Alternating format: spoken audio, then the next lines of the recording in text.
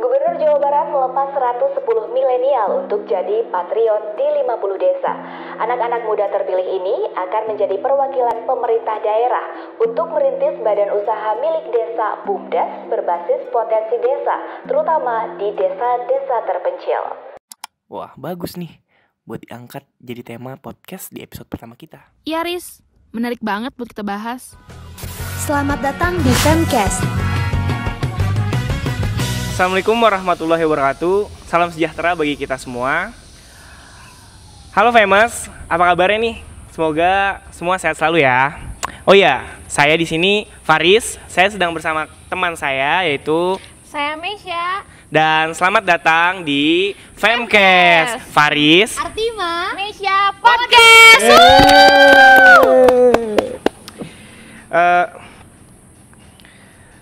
Temesya, di Femcast kali ini kita mau ngapain sih? Di podcast kita kali ini, Riz, kita bakal ngebahas tentang apa itu implementasi komunikasi, strategi, dan budaya. Implementasi komunikasi, strategi, dan budaya itu apa sih, Riz? Jadi kasarnya gini, implementasi strategi komunikasi dan budaya itu bisa dibilang sebuah pengaplikasian ilmu komunikasi secara langsung di masyarakat. Dan di sini kita udah ngundang narasumber yang punya kredibilitas dalam hal tersebut. Dan narasumber kita kali ini ada dari salah satu anggota Patriot Desa, yang dimana itu adalah program dari pemerintah yang dicetuskan oleh Bapak Ridwan Kamil. Dan langsung saja kita sapa kali ya narasumber kita. Halo A, apa kabar? Halo, assalamualaikum. Waalaikumsalam. Semuanya. Boleh diperkenalkan langsung A? Oh boleh, Iya, langsung boleh. aja. Boleh. Nggak dikenalin sama kamu nggak? Enggak. Tadinya pengennya dikenalin tapi nggak apa-apa. Halo, nama saya Henry, biasa dipanggil Boyang. Saya adalah salah satu anggota Patriot Desa yang ditugaskan di perbatasan Jawa Barat, bro. Jadi lumayan lah ya, jauh perjalanan ke sini jauh. Di Sukabumi, batas Banten lah gitu. Jauh atau berarti jauh kesini? juga ya. Jauh, sekitar 6 jam loh, 6 jam loh. Oke, Aboyang boleh diceritain sedikit nggak sih? Apa sih itu Patriot Desa? Terus kenapa bisa ada di sana dan proses masuknya tuh kayak gimana sih? Jadi Patriot Desa ini adalah salah satu program unggulannya Pak Gubernur ya, di bawah naungan Dinas Pemberdayaan Masyarakat Desa. Nah, ini tuh di apa ya? Jadi si Patriot Desa ini sebetulnya bukan nebeng ya bahasanya, tapi lebih ke mensupport salah satu program yang namanya One Village One Company. Jadi bagaimana caranya di satu desa itu ada satu perusahaan. Itu awalnya ya, kronologis awalnya. Nah, One Village One Company ini itu mulai diusung di tahun 2019 kalau nggak salah. Nah, jadi karena memang Pak Gubernur itu punya salah satu cita-cita yang selalu dikampanyekan dimanapun gitu ya. Hidup di desa, hidup di desa, rezeki kota, bisnis mendunia gitu. Itu kan kampanyenya selalu gitu ya, gimana caranya kita hidup di desa tapi rezekinya rezeki kota gitu kan, terus bisnisnya mendunia gitu. Nah, pada akhirnya dicetuskanlah program One Village One Company, salah satunya ada Patriot Desa sebagai pensupport One Village One Company tersebut gitu. Untuk di tahun 2019 kita mulai direkrut awal karena saya kebetulan angkatan pertama, jadi ada 4 angkatan sampai dengan saat ini. Itu ada sekitar 440 personil ya, 440 personil yang ditugaskan di desa-desa tertinggal, desa perbatasan gitu ya, pokoknya di desa pelosok dan lain sebagainya lah gitu, untuk membantu perekonomian di salah satu desa gitu. Jadi awalnya di 2019 sampai 2020 kita fokus ke badan usaha milik desa ya, karena memang perusahaan yang paling kira-kira bisa di push di salah satu desa itu badan usaha milik desa. Untuk di 2020-2021 skemanya jadi dirubah gitu. Jadi sekarang kita mendampingi UMKM yang ada di desa. Jadi produk-produknya gimana caranya supaya produk tersebut bisa berani bersaing di dunia bisnis lah, dunia bisnis yang mungkin bisa go internasional gitu kan, nasional dan lain sebagainya. Aku mau nanya gambaran nih, gambaran komunikasi masyarakat di sana tuh kayak gimana sih? Apa aktif atau individual, sering ngumpul bareng-bareng gitu? Kalau ngumpul kan memang budaya ya, kayaknya kalau budaya orang Sunda mah ngawangkong, ngopi Ya, gitu ya, ya. sambil ngobrol ngalir ngidul. Tapi bagaimana caranya dari ngobrol ngalir ngidul tersebut itu ada salah satu ada tujuan yang harus ditempuh atau kita bisa bertukar pikiran, bertukar ide dan lain sebagainya. Tapi pada intinya untuk komunikasi di desa tersebut ya sama aja sebetulnya gitu, berkumpul nggak individu sih. Oh, aktif ya. Berarti Ya.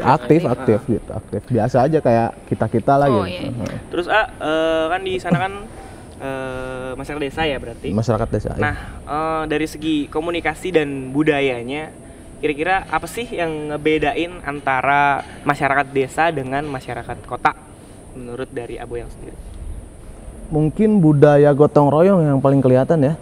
Boleh diceritain tuh gimana? Iya, budaya gotong royong tuh jadi ada banyak lah gitu kegiatan-kegiatan yang bersifat masyarakat ataupun yang peduli lingkungan. Memang di sini pun banyak, tapi tidak maksudnya tidak seantusias masyarakat desa gitu. Oh. Jadi lebih ke kalau di sini tuh jadi ya budaya gotong royong itu kan bareng-bareng dia mau itu menghasilkan ekonomi ataupun tidak. Terus aya buru atau henteu ge nya jalan weh Iya. gitu kumaha carana supaya si si lingkungan tersebut bisa terjaga gitu kan.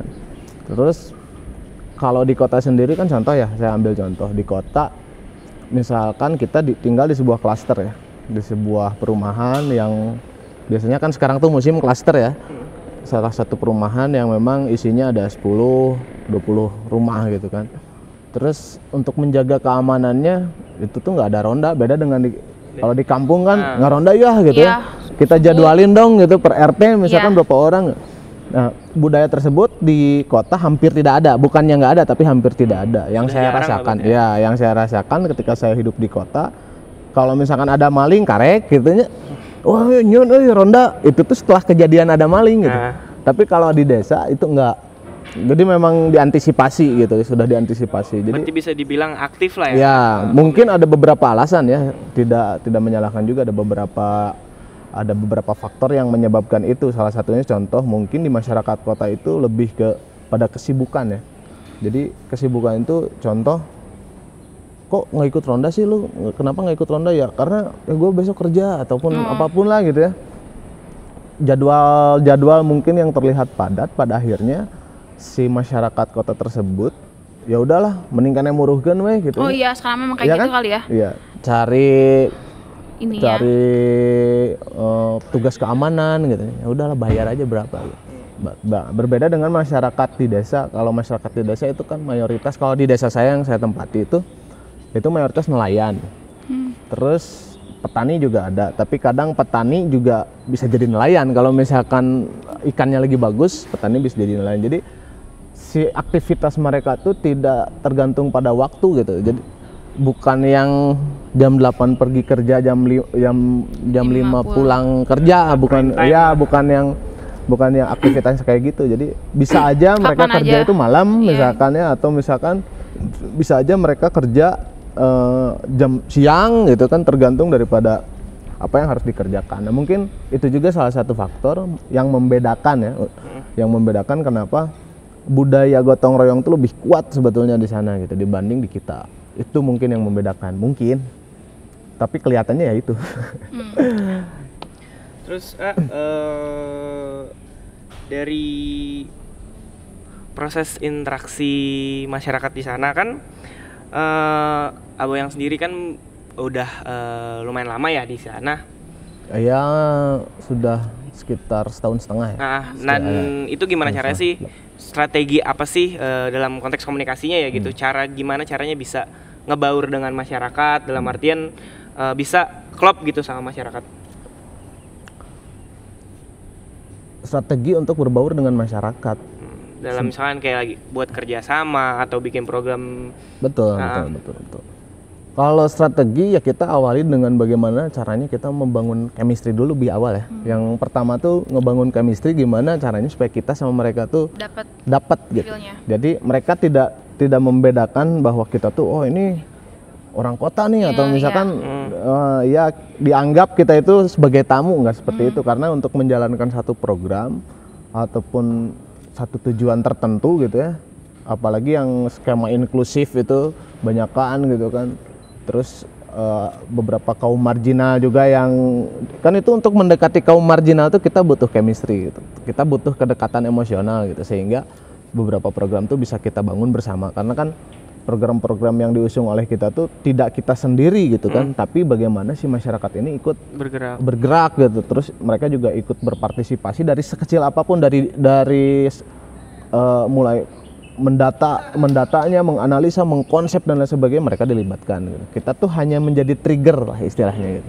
Nah, strateginya yang pertama ya tentu dengan bagaimana caranya kita membangun hubungan emosional dengan masyarakat gitu. Jadi tidak pas begitu datang kita langsung menjelaskan program A, program B, program C, mereka pasti akan ya mereka pasti akan naon sih maneh gitu kan, pusing gitu kan, apalagi dengan bahasa-bahasa ilmiah kita gitu kan. Nah, tidak seperti itu, tapi kita datang ke sana berbaur dengan masyarakat, merasakan seolah-olah bahwa kita tuh bagian dari mereka gitu. Jadi kita mempelajari budaya mereka gitu, dari mungkin gestur ya, mungkin bahasa nonverbal, bahasa verbal, terus dari tata cara kehidupan, mungkin dalam itu kehidupan, tata cara berbicara gitu kan, terus pola berpikir gitu, itu harus pelajari, kita harus mempelajari terlebih dahulu untuk itu gitu. Pelajari terlebih dahulu, setelah itu kita analisa gitu kan.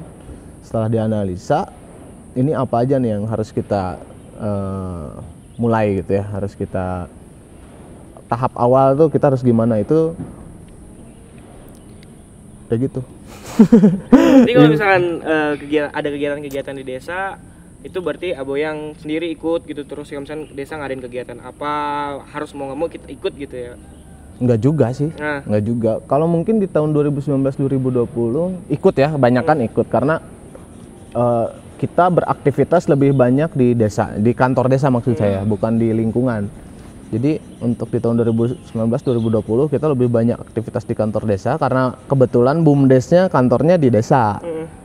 Kantornya di desa, jadi aktivitas kita lebih banyak di kantor desa. Tapi untuk sekarang itu kita lebih banyak di lapangan, di masyarakat gitu. Lebih banyak di lapangan, kita harus mendampingi UMKM. Terus kita juga punya lokal champion yang mereka nanti menjadi penggerak lokal ketika Patriot Desa ini nggak ada, bisa mereka yang menjadi menjadi trigger tersebut gitu. Jadi mengadopsi cara-cara berpikir dari teman-teman Patriot Desa. Nah, itu namanya lokal champion. Tapi itu berasal dari warga lokal atau penggerak lokal, disebutnya lokal champion gitu. Nah, berarti nggak gampang ya cara berkomunikasi dengan masyarakat di desa itu. Ada nggak sih contohnya kayak kesulitan berkomunikasi dengan masyarakat itu, dan gimana cara mengatasinya? Ada, ya gampang-gampang susah sebetulnya. Disebut boleh diceritain? Ya, disebut gampang-gampang ya. Disebut susah juga nggak susah-susah amat ya. Tergantung kitanya juga. Mungkin yang kesulitan yang paling saya pernah alami itu dari, meskipun masih Jawa Barat ya, karena kan bahasa Sunda itu menurut saya sangat luas ya, dan luas, banyak kayak contoh Hanas gitu kan, tahu nggak? Oh, Hanas aing ka dieu kan, Hanas kayak apa Hanas coba Hanas? Bukan hanyak ya. Kayak Hanas lebar, bukan lebar apa ya? Hanas itu tidak bisa di bahasa Indonesia kan? Oh iya. Susah kan? Iya, gitu. susah. Nah, banyak di sana juga kata-kata yang memang ini apa ya kira-kira gitu, banyak yang kurang dimengerti waktu awal saya kesana gitu. Ini bahasa tuh ngomongnya naonnya gitu. Kurang saya pahami gitu, tapi lama kelamaan akhirnya memahami. Kadang saya nanya gitu, itu artinya naon? Oh iya, jadi paham gitu. Untuk awal-awal ya kata-kata sih sebetulnya kalau budaya, maksudnya ya budaya, kultur lah ya, kultur, kebiasaan itu hampir sama. Dari intonasi itu lebih keras gitu. Jadi kalau ngomong tuh kayak berantem gitu, lebih keras ngomong tuh gitu. Saya pertama juga kaget, nih kok ngomong tuh kayak berantem ya? Karena memang pas begitu emang kita, kayak gitu. Ya, tapi saya nggak berani nanya tuh. Ketika hubungan emosional sudah terbangun, kita sudah dekat dengan masyarakat, barulah kita tanya gitu kan. Tanya, ini gimana sih? kenapa orang sini kalau ngomong teriak-teriak gitu? Ya nggak tahu, karena memang udah kayak gitu dari dulu gitu. Apakah deket ke pantai gitu, nggak tahu, tapi kebanyakan orang sana tuh ngomong kalau ya karena ke pantai deket, pada akhirnya memang kita harus teriak-teriak kalau Berarti ngomong. bukan lebih lembut di sana ya dibanding di sini ya. Kalau misalkan bahasa Sundanya gitu berarti lebih keras gitu. Keras. Untuk logat. Ya kebanyakan lebih keras. Kebanyakan lebih keras. Lebih kasar mungkin ya, kasar. Tapi menurut saya bahasa tuh tidak ada yang kasar, tidak ada yang lembut atau lemes, itu nggak ada. Berbeda. Iya, karena memang bahasa itu adalah cara kita tadi, cara kita berkomunikasi, cara kita menyampaikan salah satu pesan ataupun apa yang kita maksud dengan apa yang Anda maksud itu satu persepsi gitu, sama kan. Nah, jadi bahasa, meskipun bahasa mungkin tanda kutipnya bahasanya kasar gitu, tapi memang itulah bahasa gitu. Meskipun kita menganggap kasar gitu, padahal di salah satu daerah itu bukan bahasa kasar gitu. Udah biasa gitu. Iya gitu, kayak kayak bahar, tuang misalkan, daang, terus neda, itu kan 4 bahasa yang bisa dianggap neda itu lemes, diperuntukkan untuk orang tua dan lain sebagainya. Dahar itu diperuntukkan untuk sesama dan lain sebagainya. Enggak juga, tergantung dari budaya wilayah tersebut gitu. Dan tergantung dari pada siapa kita berbicara, itu aja sih sebenarnya. Lagi banyak ya. Terus kan ini enggak, tapi boleh diminum dulu kan? Boleh. Nah, lihat. Iya. Chill aja. Hah? Chill, nyantai. Iya, santai aja. Ya sambil nanya, nyantai. Kan di sana kan dari cerita Aboyang sendiri ada kayak pemasaran kayak misalkan masyarakat bikin produk apa, terus Patriot Desa sendiri mencoba untuk gimana caranya masyarakat go to keluar lah, maksudnya biar produk ini dipasarin dengan baik gitu, misalkan proses digitalisasi. Betul. Atau bikin website atau bikin YouTube gitu misalkan. Nah, inti pertanyaannya tuh gimana sih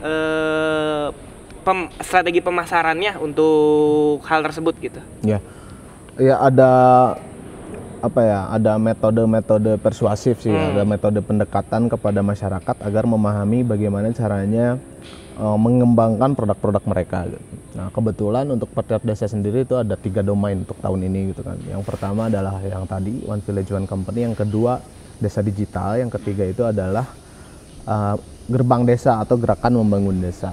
Nah, masyarakat kenapa produknya itu mungkin padahal ada salah satu produk, kemudian produknya itu memang bagus dan diakui gitu, dan banyak konsumen, tapi konsumen lokal gitu kan, belum ke regional, apalagi nasional, apalagi internasional belum.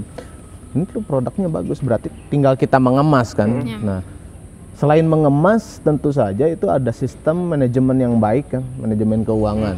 Ketika si produk tersebut tidak mengalami manajerial yang baik, ya mungkin akan sama aja.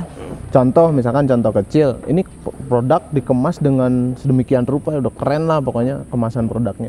Tapi cara pemasarannya mungkin tidak tepat sasaran, ya gagal. Terus pasarnya bagus, misalnya ini produk pasarnya bagus nih, tapi sistem produksi gitu, produksinya mereka nggak mampu. Contoh misalkan kita udah kita tuh mendampingi mereka tuh kayak ngurus-ngurus PIRT juga gitu kan, ikut mendampingi gitu kan, terus BPOM dan lain sebagainya, supaya produk mereka itu bisa masuk ke kayak retail modern gitu kan, model Alfamart gitu, Indomaret seperti itu, beberapa supermarket lah ya. Nah, untuk mencapai ke arah situ kan otomatis kita harus memenuhi legal aspeknya itu agar kriterianya masuk gitu.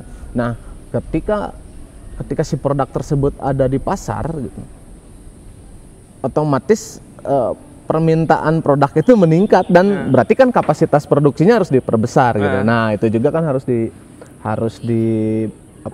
di konsep sebelumnya bareng-bareng masyarakat. Terus sistem keuangannya gimana nih, jangan sampai pemberdayaan masyarakat, kita ada pemberdayaan, misalkan ada salah satu produk dan memang produksinya banyak, itu ada beberapa bagian yang memang ya udah kamu bagian kemasan, kamu nanti yang misalkan produknya makanan ya, berarti kamu yang goreng misalkan ataupun apapun lah, itu memberdayakan masyarakat. Jadi melibatkan beberapa masyarakat sehingga si masyarakat itu punyai pekerjaan lah gitu ya. Nah, hal-hal seperti itu, hal terkecil seperti itu kadang si beberapa masyarakat ada yang cepat tanggap memahami, ada pun yang wah nggak lah ribet, males gitu. Tapi ya itulah kita harus Gimana caranya? sabar gitu di situ, sabar ya. Ilmunya ya dengan tadi komunikasi dan itu jangan bosan-bosan.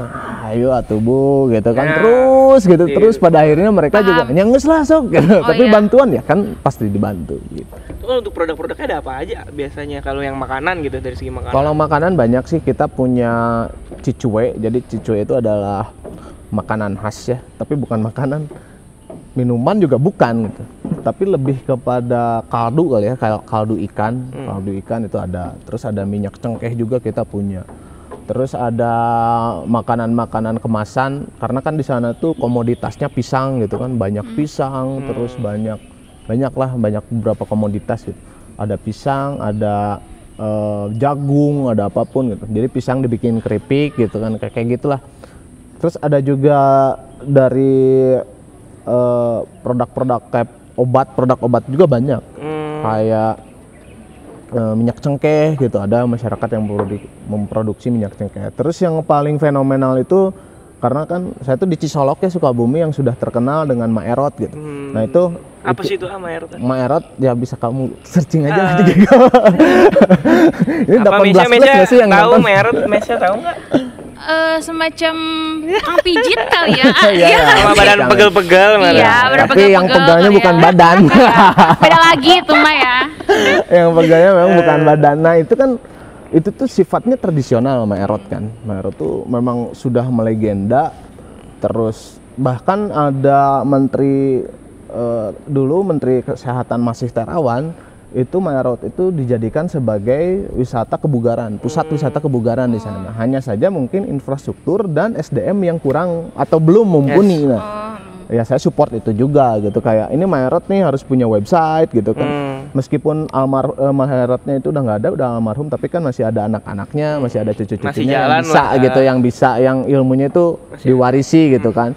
Nah, karena kan yang mereka kejar pasarnya ini sudah susah, apalagi sekarang tuh banyak obat-obatan yang memang lu lihat lah di Facebook, marketplace gitu kan, 3 hari langsung gitu, yang kayak gitu kan. Maksud saya kayaknya bohong gitu ya. Iya bisa ngebohong, bisa nggak jamin, ataupun ada efek gitu. Nah sementara si Maerot ini udah diakui lah di dunia Ya, gitu. pastilah ya. Iya gitu, bukan hanya Indonesia, bahkan si konsumennya itu banyak dari luar, dari mancanegara, dari Malaysia, dari manapun, bahkan orang Arab pun ada yang terbilang sudah cukup big gitu kan. Tapi ini gimana caranya supaya pasarnya bagus ya? Udah kita bikin kayak website gitu ya, media sosial supaya si produk ini dikenal banyak masyarakat gitu. Dan masyarakat juga masih, oh iya berarti ini masih ada loh gitu. Ya kayak gitulah, banyak produk tuh banyak. Itu kan tadi kita ngomongin soal produk ya. Nah kalau misalkan pemasaran untuk kayak misalkan daerah wisata di sana itu ada nggak? Kalau pemasaran sama pemberdayaan daerah wisata lah. Ya kalau daerah wisata itu sama ya. Jadi maksudnya sama itu adalah kita bikin website, terus kita bikin paket gitu. Terus kebetulan kita juga ada beberapa komunitas anak muda. Anak muda itu komunitas anak muda yang memang mereka tuh sudah cukup mahir di bidang selancar atau surfing. Nah kebetulan di kita itu ada tempat surfing, ada sumber daya alamnya mumpuni lah gitu. Jadi ada memang pantai namanya Pantai Cikembang. Si pantai itu memang poinnya selalu dapatnya, maksudnya wave-nya gitu ya. Si ombaknya itu selalu dapat gitu. Nah si pemuda ini saya kumpulin gitu kan, ya biasa dengan pendekatan persuasif ya, dengan pola-pola komunikasi yang saya pakai gitu, agar mereka tuh memahami bahwa oh iya ternyata saya tuh punya talenta yang memang ini tuh bisa mempunyai nilai ekonomi gitu. Ya kan, iya bisa selancar, tapi gimana caranya mengajarkan ke orang? Berarti kan ada metode-metode tertentu gitu kan, ada metode-metode yang memang harus dipelajari gitu. Namun di kuliah mah akta opat lah zaman baheula lama, sekarang mungkin sertifikasi atau yang berhubungan dengan pendidikan gitu. Tapi kan tidak mungkin kita tempuh dengan jalur akademis, karena kan ya ada yang lulusan SMP, ada yang memang nggak sekolah dan lain sebagainya. Tapi gimana caranya? Akhirnya sementara ilmu tersebut saya pun belum tentu punya. Tapi bagaimana cara kita menyingkronkan antara potensi A dengan potensi B. Akhirnya kita cari orang yang bisa bahasa Inggris siapa nih di sini gitu kan. Ternyata ada gitu yang yang memang disiplin ilmunya dia sastra Inggris dan lain sebagainya. Terus bagaimana caranya metode belajar? Ya cari orang yang memang kompeten di bidang belajar itu siapa. Atau kita menggunakan skema pentahelix misalnya. Kita undang mahasiswa atau undang beberapa instansi yang bisa mengajarkan mereka sehingga mereka bisa ikut pelatihan dan lain sebagainya. Nah, skema itu ya dipakai juga oleh kita gitu. Jadi diajarkan oleh SDM yang ada gitu. Nah, kita tuh hanya karena saya nggak punya ilmunya, akhirnya cari orang yang memang bisa mengajar dan cari orang yang bisa bahasa Inggrisnya jelas gitu, sehingga karena kan di sana banyak bule juga ya rata-rata lah yang main selancar tuh, yang main surfing tuh bule. Jadi cara mereka mengajar pun bisa bisa terdengar lebih enak lah sama wisatawan gitu. Dan akhirnya ya mereka mau lah dengan pendekatan tertentu. Cuman kendalanya satu, pandemi sih sebetulnya kendalanya yang paling besar. Kalau misalkan nggak pandemi, ya udah kita kayaknya udah kemana gitu. Tapi karena pandemi, ya wisata semua di sana disebut mati sih enggak, tapi tidak seperti biasanya lah. Dikurangin kali ya beberapa persen yang ininya. Ya dikurangin, tapi kan tetap mereka juga harus hidup. Contoh tempat wisata yang ditutup, tapi kan masyarakat tuh tetap harus hidup. Gimana caranya? Akhirnya ya begitulah. Mungkin pemerintah pun akhirnya ya udahlah kita tutup mata aja. Yang penting ya udah masyarakat hidup lah gitu. Yang penting jaga prokes itu aja sih, udah beres. Nah, dalam keadaan pandemi saat ini, bagaimana sih pemahaman masyarakat di sana tuh? Prokesnya apa berjalan? Tetap memakai masker, tidak berkerumunan atau gimana? Kan biasanya kan di masyarakat di kota sendiri juga masih ada gitu ya yang nggak peduli gitu protokol kesehatan, masih tetap nggak pakai masker dan segala macamnya. Sama aja sih, sama aja. Kalau ya itu kan masalah yang pertama adalah masalah kesadaran. Terus di sana juga awal-awal memang ada mereka ada yang nggak percaya gitu bahwa COVID itu ada untuk di awal-awal. Tapi ketika ada beberapa kasus kemarin yang meninggal karena COVID gitu kan, ada 3 orang kalau nggak salah di sana tuh, dengan masyarakat melihat langsung prosesi pemakaman dengan protokol COVID gitu, pada akhirnya mereka takut. Dan itu baru gitu kan. Berarti harus ada ininya dulu ya, bukti harus gitu ada bukti ya. dulu gitu, karena kalau kemarin rasanya kurang gitu ya, kurang ini tuh ada nggak sih COVID tuh. Tapi ya kalau untuk himbauan seperti sosialisasi oleh pemerintah, saya juga ikut support sih kayak nah gitu. ya itu dari Patriot Desa sendiri atau dari Aboyang sendiri gitu, ada nggak sih bikin program atau secara man to man gitu perorangan untuk penyuluhan buat kayak ngasih tahu ini COVID, penjelasan tentang seputar COVID gitu?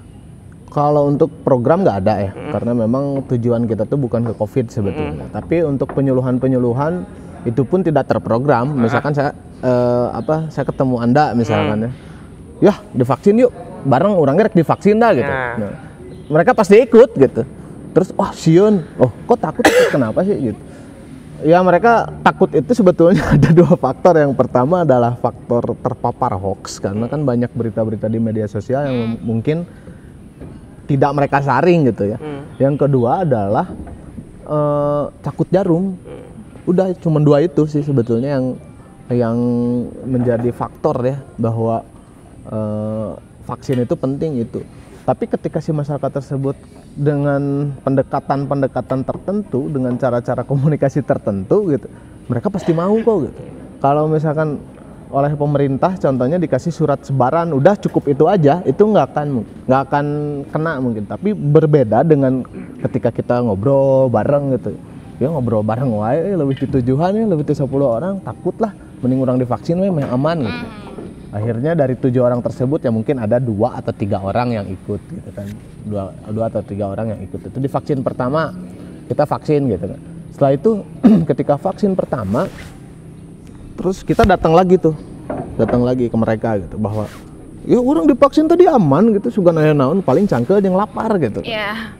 Ya udah, secara akhirnya lebih banyak lah persuasif lah. Itu kan pola gitu. Nunjukin kalau misalnya ya nggak apa-apa kalau misalnya kita vaksin. Apalagi setelah yang kedua, seger aman gitu kan, dan lain sebagainya. Rasanya gitu ya. Setelah vaksin yang kedua kan ini belum ada fasilitas lagi nih dari pemerintah ya, dari pemerintah desanya. Kan itu yang memfasilitasi pemerintah desa. Vaksin pertama, vaksin kedua. Nah, ketika vaksin kedua itu baru rame. Atuh hayang divaksin, atuh di kamari. Kemana wae atuh. Skill apa yang harus dimiliki dalam berkomunikasi dengan masyarakat di sana tuh kayak gimana? Skill apa gitu Skill, menurut Aboyang, dalam artian kayak misalkan kita kan ngadepin masyarakat yang berbeda budayanya, Betul. berbeda latarnya gitu. Skill apa yang kita harus punya gitu buat gimana caranya bisa kita mau ngelakuin suatu hal tuh tersampaikan tujuannya tersampaikan lah gitu pesan-pesannya. Mungkin yang pertama bukan skill ya, tapi ini berbagi sih. Kalau skill kan teman-teman juga pasti punya skill ya. Setiap orang pasti punya skill tertentu. Tapi kalau misalkan ya saya coba berbagi gitu kan. Yang pertama yang saya lakukan ini berdasarkan dari pengalaman ya. Hanya berbagi, mungkin di tempat lain atau di beberapa tempat lain berbeda metodenya gitu. Tapi ini adalah berdasarkan pengalaman saya. Yang pertama tuh kita melakukan pemetaan atau pendataan gitu kan. Pemetaan dulu. Apalagi pas saya pertama ke sana kita petakan dulu gitu. Apakah ada atmosfer politisnya masih ada enggak gitu kan. Karena itu kan berpengaruh ya. Sensitif gitu. Pas begitu saya ke sana itu baru selesai pemilihan kepala desa dan hal yang pertama saya lakukan adalah pemetaan. Jadi mapping politis, atmosfer politisnya, terus orang-orang yang berpengaruhnya itu siapa aja, terus orang-orang yang bisa terbuka itu siapa aja gitu, terus tokoh-tokoh masyarakat terus dilakukan mapping. Nah, itu yang pertama. Nah, setelah itu saya mulai masuk dengan momentum yang tepat gitu. Jadi jangan sampai ketika kita masuk dalam momentum yang tidak pas gitu. Gitu. Contoh misalkan kita datang ke sana, tapi misalkan kita datang ke rumah rumah kamu misalkan, rumah Anda. Nah, Anda sedang melakukan kegiatan atau acara keluarga, berarti kan itu momentumnya nggak tepat. Tapi bagaimana caranya kita melakukan mencoba datang ke sana dengan momentum yang tepat, dan alhamdulillah ketika saya datang ke sana itu momentumnya pas. Setelah itu saya ngobrol dengan beberapa tokoh, ngobrol dengan beberapa tokoh dan lain sebagainya. Setelah itu ketika ngobrol kita berusahalah jadi pendengar yang baik gitu. Karena kan kita itu orang asing ya di situ, posisinya orang asing. Jadilah pendengar yang baik, tapi bukan hanya mendengarkan gitu. Karena kita harus bisa membagi otak kiri otak kanan lah bahasanya gitu. Kita mendengarkan orang, tapi bagaimana kita menganalisa bahasa verbalnya, bahasa non verbalnya, bahasa tubuhnya mungkin, terus cara dia berbicara. Jadi tujuan dia mau kemana gitu, kita menganalisa di situ. Jadi kita menjadi pendengar sambil menganalisa gitu. Bahasa yang dipergunakan apa saja, terus yang mereka bahas apa saja. Jadi jangan sampai ketika kita ngobrol dengan masyarakat, terus apalagi dengan dengan pembahasan yang kita mumpuni gitu, kita punya ilmunya, kita langsung nggak bisa gitu Pak, harusnya gini, itu nggak bisa. Berusaha jadi pendengar yang baik, meskipun beberapa statement dari mereka memang tidak sesuai dengan dengan jalan pikiran kita, kan setiap orang berbeda ya.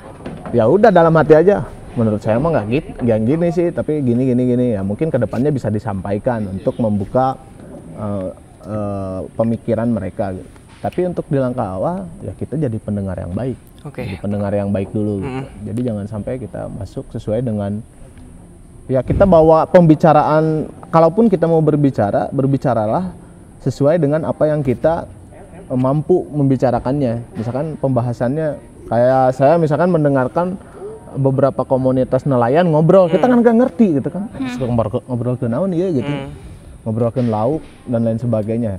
Kalau kita mencoba untuk berkomunikasi, langkah awal ya kita tanyakan apa yang kita nggak tahu. Misalkan cara menangkap paus misalnya. Ada cara gitu menangkap paus gimana sih Pak caranya gitu. Ya anggap aja ada. Anggap aja ada. Kayak gitu. Jadi itu nangkep paus. Nah, itu kan mulai terbangun tuh komunikasi ya. Komunikasi terbangun. Setelah komunikasi terbangun, kita jadi memahami fashion masyarakat di A. Gitu. gimana caranya kita ikut fashion mereka gitu. Nah. Kita mengetahui dulu fashion mereka. Akhirnya saya waktu itu pernah ya ngobrol gitu kan masalah baby lobster dan lain sebagainya. Saya nanya, kok itu baby lobster ilegal? Kenapa ilegal gitu? Iya, iya. Padahal ya kan, kenapa baby lobster ilegal? Ya nggak tahu. Ya karena menterinya sushi gitu kan. Ya sebetulnya itu ranahnya lebih ke politis. Padahal kalau misalkan kita jual pun lobsternya lebih mahal dibanding baby lobsternya. Tapi karena ada beberapa konspirasi, ya saya bilang konspirasi, itu beberapa mafia Kak, yang memang si lobster tuh nggak diterima, yang diterima tuh yang babynya aja gitu. Ya kayak gitu. Kalau misalkan ngejual ya itu masuk ke dalam ranah konspirasi. Pada akhirnya saya memutuskan untuk kayaknya jangan ngobrolin ini deh, berbahaya juga gitu. Ngobrolin yang lain aja. Terus apa yang paling mudah mendapatkan tuh apa yang saya nggak harus ke laut gitu. Pada akhirnya ya udah kita coba yuk nyari ikan. Nah, saya mau kan, akhirnya mau. Ya udahlah, ayo mau untuk mengetahui fashionnya masyarakat gitu. Untuk mengetahui nelayan tuh kayak gimana sih kehidupan di laut gitu. Pada akhirnya ya oke lah, ayo. Saya sebetulnya renang bisa sih, tapi kalau ngelihat laut kan beda lagi. Nggak ada dasarnya. Iya betul, apalagi kan Indonesia tuh sangat Luas sekali. ya gitu, cukup terkenal dengan dunia mitosnya gitu kan. Saya dari kecil pernah mendengarkan ketika di wilayah pantai selatan tuh kade orang Bandung gitu kan, kayak gitu. Kade baju hejo, terus kade ya banyak lah gitu ya. Dicoba nggak pakai baju hijau di situ? Dicoba lah gitu. Terus saya datang ke sana, terus saya nanya kan, pas begitu kita mau nangkep gurita, gurita. Iya serius mau nangkep gurita. Jadi caranya tuh kita berenang pakai longboard buat surfing, tapi yang gede, papan surfing tapi gede, itu buat latihan namanya longboard. Terus di tengah tuh ada karang, kita harus renang ke karang itu. Terus berenang ke karang itu, anjing. Ya lumayan ya, rada wah gila nih, bisa nggak sih? Tapi nanya dulu kan, wah kayaknya enggak deh gitu. Kenapa kok nggak ikut? Ya saya kan orang Bandung gitu kan. Ya dengar-dengar kalau orang Bandung di sini tuh memang rada. Terus mereka bilang gini, orang Bandung percaya kan? Bisa gitu, kita yang orang kota digituin sama. Iya, akhirnya kan kita jadi malu sendiri kan. Wah, berarti itu mitos itu di sini udah nggak berlaku gitu, hanya berlaku di kita aja. Ya udahlah, maksain akhirnya kan ikut berenang dan lain sebagainya. Ya berdoa, terus deg-degan juga pasti ada, tapi alhamdulillah fun sih, asik gitu kan. Kita dapat 3 ekor kalau nggak salah gurita, jadi ada caranya nangkep gurita dan sebagainya. Jadi kita dapat 3 ekor. Itu tuh nangkepnya waktu yang dibutuhkan tuh sekitar 2 jam. Jadi saya berangkat jam setengah 4 sore, terus beres jam setengah 6 lebih ya, jam 6 kurang. Akhirnya ya 2 jam setengah lah ya, kurang lebih 2 jam setengah. Itu tuh dapat sekitar 4 ekor dan dijual langsung itu sekitar 200 berapa? Itu gede-gede? Enggak sih, segede gini lah, lebih gede dari inilah dikit gitu. Enggak segede Mesia enggak? Ada mungkin ada. Oh bisa ada. Kayaknya ada. Ada. Tapi kan dia tuh nyedot ya. Jadi kalau misalkan disimpan di tangan itu nempel di tangan itu ada kayak itunya ya. Kayak apa sih yang tempat yang kayak vakum gitu, mereka vakum di sekitar tubuhnya tuh ada nyedot gitu kan. Vakum. Jadi kalau misalkan dipegang gitu tuh dia ikut. Apalagi kalau segede Mesia gitu gede.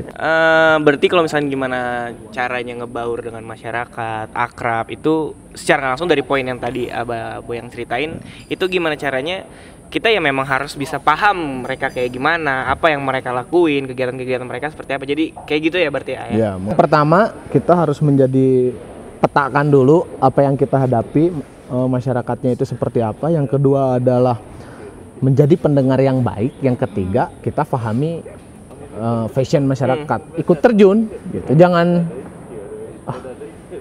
Jangan kita menganggap bahwa kita tuh kesana sebagai tamu, ya udah ikut bareng gitu. Kehidupan mereka seperti apa, ikutin aja lah. Namun macul gitu. Oke. Dari Abo yang sendiri, kenapa sih ilmu komunikasi itu penting dalam berkehidupan dan bermasyarakat gitu? Kalau nggak ada komunikasi kayaknya ya sangat penting lah, bukan penting lagi tapi sangat penting. Jangankan hubungan kita dengan masyarakat, jengka bogoh weh. Dengan benar nggak sih? Dengan pacar aja kalau nggak ada komunikasi itu bisa jadi mispersepsi kan. Bisa jadi ya kalau kalau peribahasanya tak kenal maka tak sayang gitu kan. Contoh misalkan kita ngelihat orang sini sombong amat sih, tapi ketika kita kenal dan berkomunikasi taunya nggak gitu gitu kan. Ya penting lah komunikasi itu ada dari dulu gitu. Ada dari dulu meskipun dari zaman manusia purba itu kan komunikasi juga. Jadi apa yang kita sampaikan dipahami gitu oleh apa yang ya kalau di istilah komunikasi itu ada komunikator sama komunikan. Nah, si komunikator menyampaikan sesuatu dengan komunikan ya artinya sama, satu persepsi. Timbal balik ya. Iya, timbal balik. Ini dari tadi kayaknya udah ada yang mau nanya sama Aboyang. Coba kita panggil aja. Udah loncat-loncat hampir mau manjat pohon kayak dia. Oke, nama aku Artiuma. Jadi aku mau nanya nih sama Aboyang ya. Pesan untuk anak-anak muda nih, anak-anak zaman sekarang gitu ya, zaman milenial gitu. Pesan dari seorang patriot desa itu apa sih buat anak-anak muda zaman sekarang? Bebas random jawabannya. Oke, terima kasih. Assalamualaikum. Sudah. Terima kasih ya. Jadi nggak hanya dari komunikasi aja ya? Bebas kan ya? Bebas. Tapi tetap ya, karena memang implementasi komunikasi yang pertama untuk anak muda ya, cari ilmu di mana aja gitu. Kalau zaman saya mungkin dulu. Kalau sekarang tuh banyak platform yang bisa kita cari ilmunya, entah itu di YouTube ataupun di apapun lah gitu ya, dengan media-media digital. Kalau saya dulu komunikasi itu belajar, jadi baca buku gitu kan. Yang paling saya suka itu ada Psikologi Komunikasi Jalaluddin Rahmat itu ya. Itu yang paling saya suka. Saya baca terus saya pelajari dan itu diaplikasikan. Jadi yang pertama untuk pesan untuk teman-teman nih, yang apalagi yang ini khusus yang jurusan ilmu komunikasi aja ya.